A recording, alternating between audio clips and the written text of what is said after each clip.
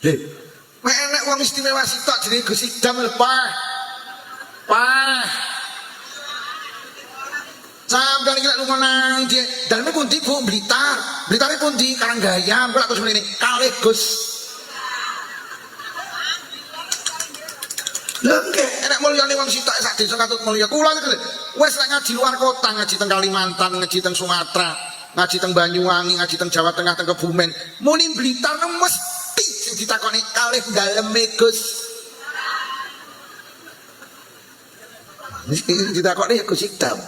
Tapi Gus Idam cara ngaji rono-rono ya ora enek terus takon dalem kalih daleme Pak Luk. Gak enek. Gak enek. Lha tenan kula iki jujur wis pendak ngaji nanti wis. Lho, kok kiai kon Blitar wis gak enek pertanyaan. Wong gara-gara kula pas duet karo Gus Idam viral. Aku ning dia saiki lek laki tekono ibu-ibu wis padha ngrekam. Ning kene to enek sing rekam belas yo.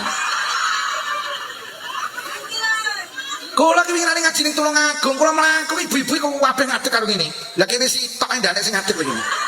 Duh kok pentol-pentol awak.